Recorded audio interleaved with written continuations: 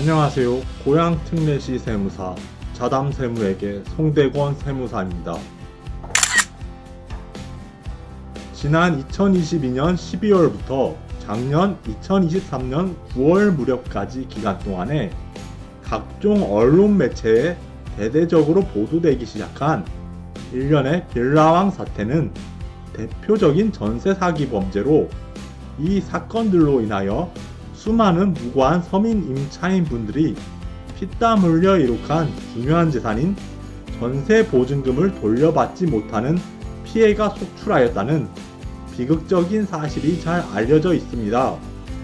이 빌라왕 사태는 주로 서울과 인천, 수원, 부천 등지의 수도권 지역에서 발생한 것으로 알려져 있는데, 경기도 북부 지역에 소재한 고양특례시 경우에도 예외가 아니어서 고양시 관할구역 내에서만 지난 2022년 10월부터 23년 3월 동안에 거의 반년 남짓한 기간 동안에 총액 828억 원에 달하는 전세 사기 피해가 발생한 것으로 추정되고 있다 합니다.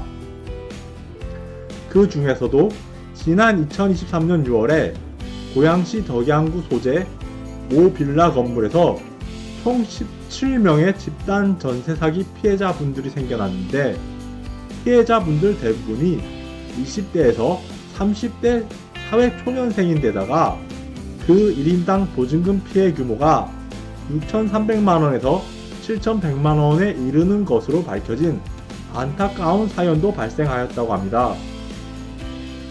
국토교통부에서는 이 불미스러운 사태에 대응하여 이들 전세 사기 피해자 분들을 지원하기 위한 각종 대책들을 마련하였는데, 이와 관련된 전반적인 사항들은 국토교통부 전세 사기 피해자 지원 관리 시스템 홈페이지에 접속하여 관련 내용을 확인할 수 있습니다.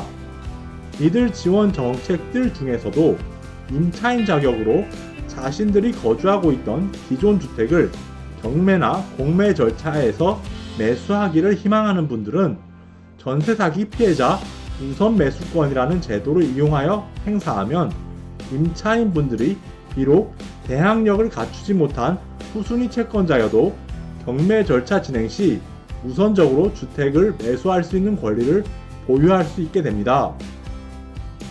구체적으로는 현행 민사집행법에서 그 절차를 규정하고 있는 경매에서는 경매에 넘겨진 주택에 대한 매각 기일 전까지 경매 관할 지방법원에 우선 매수 신청서를 제출하여야 하며, 현행 국세징수법에서 관련 규정을 두고 있는 공매의 경우에는 국세청에서 위탁하여 공매 절차를 수탁받아 진행하고 있는 한국자산관리공사 캔코 관할 지역본부에다가 우선 매수 신고서를 매각 기일 전까지 접수하면 경매주택에 대한 전세 사기 피해자 우선 매수권을 행사할 수 있다는 것입니다. 다만 전세 사기 피해자 분들에게 도움을 주기 위한 이 전세 사기 피해자 우선 매수권 제도 자체에도 그 한계점이 분명히 존재합니다. 우선 전세 사기 피해자 분들에게 전세 사기 피해자 우선 매수권이라는 권리가 부여되었다고 하더라도 막상 경매에 넘겨진 주택을 매수할 수 있는 자금 능력이 부족한 경우에는 우선 매수권 제도 자체의 실효성 자체가 존재하지 않게 된다는 것입니다.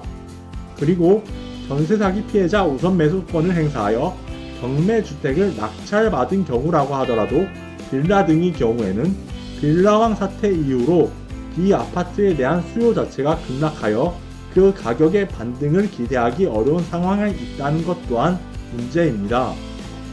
추후에 전세 사기 피해자 분들 중에서 이 전세 사기 피해자 우선 매수권을 행사하여 낙찰받은 주택을 매각하는 경우에 해당 주택이 양도로 발생하는 양도소득세의 양도차익 산정 과정에서 그 취득가액의 범위에 대하여 직접적으로 규정하고 있는 국세청 등의 유권 해석이나 조세심판원의 심판례는 아직 생성되지 않은 것으로 보입니다. 다만 기존의 조세심판례나 유권 해석들은 주택을 임차하고 다른 근저당권이 설정되기 전에 주택에 입주와 주민등록을 마쳐서 대항력을 갖춘 임차인이 임차주택을 직접 낙찰받은 경우에는 선순위 대항력이 있는 임차인이 당해 임차주택을 경락받아 양도하는 경우에는 임차인이 회수하지 못한 임차보증금은 취득가액에 포함된다는 취지로 결론을 내리고 있습니다.